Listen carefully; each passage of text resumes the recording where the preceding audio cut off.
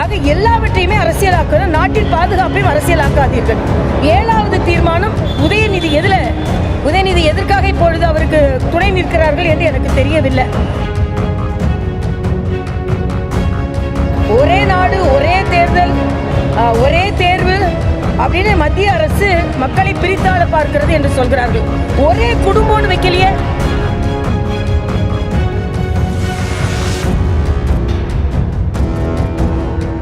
ஏமாளிகள் என்று கோமாளிகள்னு சொல்றாரு. நீங்கள் ஏமாளிகளாக போகிறீர்கள்.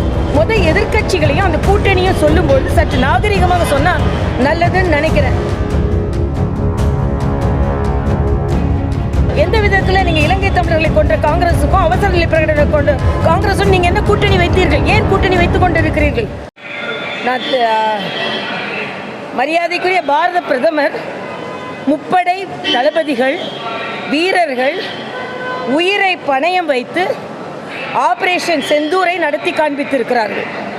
உங்களுக்கு மத்திய அரசு மீது தான் துவேஷம் இருந்ததுன்னா அந்த முப்படையை பாராட்டியான ஒரு தீர்மானம் நிறைவேற்றி இருக்கலாம். 7வது தீர்மானம் என்ன தெரியுமா? உதயநிதிக்கு எல்லா விதத்திலும் துணை போவார்களாம் ஒரு திமுக பொதுக்குழு. அது என்ன தீர்மானம்?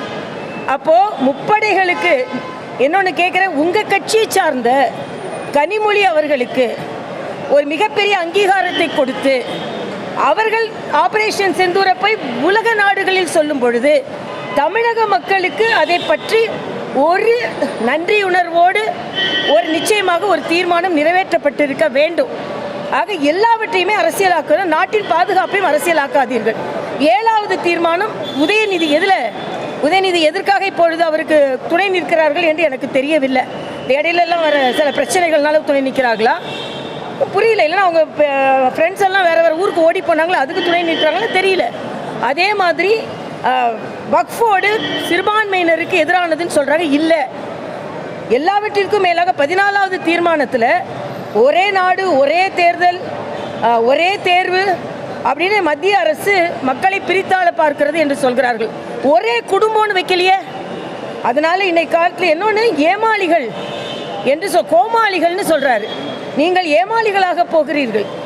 எதிர்க்கட்சிகளையும் அந்த கூட்டணியும் சொல்லும்பொழுது சற்று நாகரிகமாக சொன்னா நல்லதுன்னு நினைக்கிறேன். அப்படிப்பட்ட நீங்கள் காங்கிரஸுக்கு அடிபணிந்திருக்கிறீர்களா?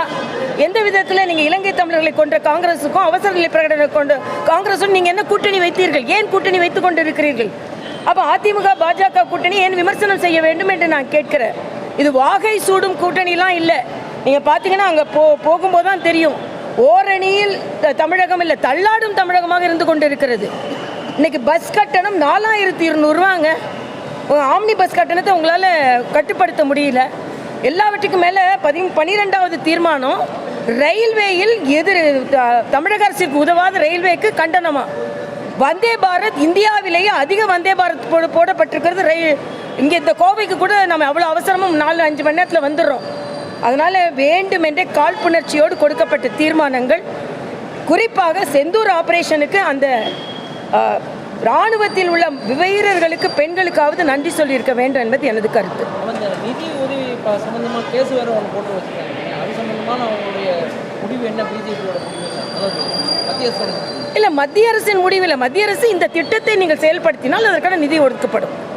எந்த திட்டத்தை நிதி ஒதுக்கலாம் அந்த திட்டம் தானே நிதி ஒதுக்கப்படும். அது எல்லாரும் சொல்றது தான். நன்றி. குறிப்பாக தமிழக வளர்ச்சிக்கான தீர்மானங்கள் இல்லாமல் மத்திய அரசுக்கு தான் அதிக அளவிலான கண்டனங்கள் இல்லை. இதெல்லாம் கண்டன தீர்மானமான்னு தெரியல. இவ்வளோ கண்டனங்கள் தேவையில்லை. நீங்கள் கன்ஸ்ட்ரக்டிவாக இருங்க, டிஸ்ட்ரக்டிவாக இருக்காதுங்க என்ன கேட்டால். அதனால கண்டனத்திற்காகவே ஒரு பொதுக்குழு போட்டு கண்டனத்திற்காகவே தீர்மானம் போட்ட மாதிரி இருக்கு. நாம தமிழகத்தை மேம்படுத்துவதற்காக தீர்மானங்கள் போட்டால் நல்லது என்பது எனது கருத்து. இல்லை, அது அவங்க கட்சி கொடுத்துருக்காங்க. ஆனால் அவர் எதற்காக ஆரம்பித்தார் கட்சியை? திராவிட முன்னேற்ற கழகத்தை ஒழித்து கட்டுவதுன்னு சொல்லி தான் கட்சி ஆரம்பித்தார்கள். இன்னைக்கு அவருக்கு கூட சேர்ந்துருக்கிறாங்க. அதனால இதெல்லாம் சந்தர்ப்பவாதம்.